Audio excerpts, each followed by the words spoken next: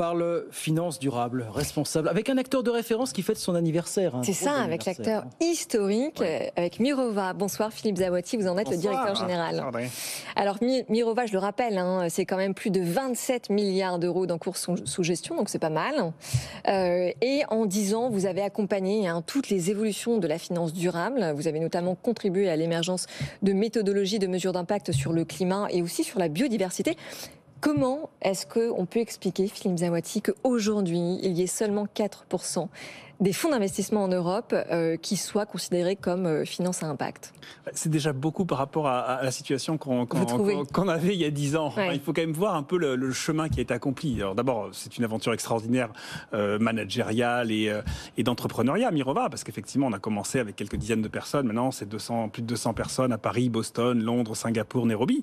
Mais surtout, on a vécu cette période assez extraordinaire de développement de la finance durable. Il y a 10 ans, on était des pionniers tout seuls et on essayait de convaincre, de dire attention, il se passe quelque chose et la finance a un rôle à jouer pour régler la question du climat.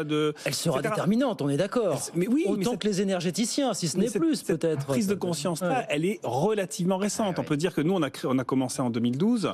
Il y a 10 ans, il y a une première étape en 2015, au moment de l'accord de Paris, etc., où il y a une double prise de conscience. La prise de conscience que la finance va être essentielle pour régler ces problèmes, et puis la prise de conscience des financiers que quand même, le climat, tout ça, c'est des risques nouveaux.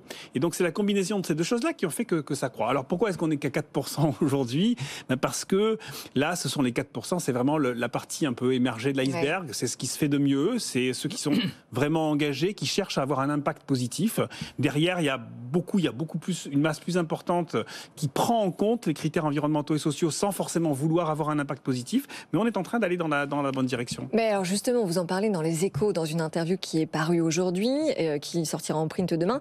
Il faudrait justement, pour accélérer, qu'il y ait une refonte totale du système financier international. Mais est-ce que réellement on peut imaginer réformer ces énormes paquebots que sont la FMI, le FMI, la Banque mondiale et puis les banques centrales? Alors, c'est vrai que ce qu'on a fait ces 10 dernières années, c'est vrai que c'est travailler un peu à la marge du système.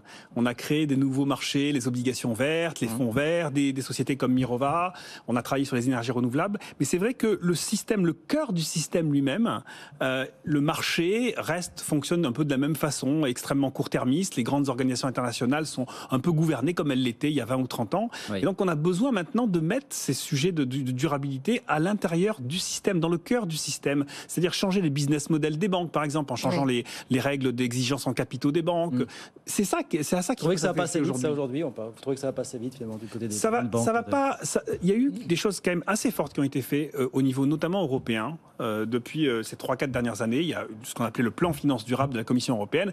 Il y a tout un nouveau pan de régulation qui s'est mis en place et qui est assez cohérent. Oui. Mais aujourd'hui, on a besoin clairement d'aller un cran plus loin et surtout d'essayer de faire attention à ce que la généralisation qu'on voit, vous vous rendez compte que tout le monde parle maintenant de ESG, voilà. Donc ça c'est une bataille culturelle qui a été gagnée. Mais pardon, voyez le dilemme auquel sont confrontées des grandes banques, BNP Paribas pour ne pas la citer aujourd'hui, qui craint effectivement de se dégager trop des énergies fossiles pour ne pas se fermer l'accès à certains marchés américains. Enfin c'est aussi comme ça, c'est un dilemme terrible pour beaucoup de banques. On a tous des injonctions contradictoires et on a tous des difficultés et moi je le dis avec une humilité, c'est vrai que ce qu'on fait avec 27 milliards chez Mirova, je ne sais pas si je peux le faire avec 1000 milliards ou 2000 milliards. Et donc il faut bien comprendre qu'on a besoin de différents types d'acteurs. On a besoin d'acteurs extrêmement pionniers qui font des preuves de concept comme on l'a fait chez Mirova pour montrer que c'est possible.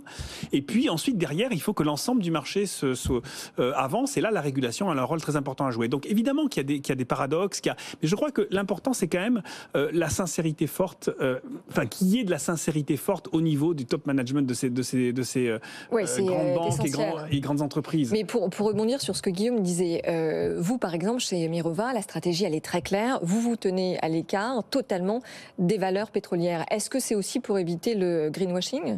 Alors, c'est pour ça. Il y a plusieurs raisons. C'est aussi parce qu'on a construit Mirova au démarrage avec une idée qu'il fallait réallouer du capital vers les solutions de développement durable.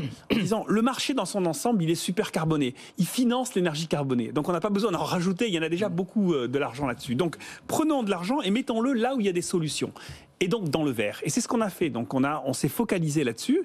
Et donc par définition, les solutions au développement durable aujourd'hui, elles sont pas dans les compagnies pétrolières.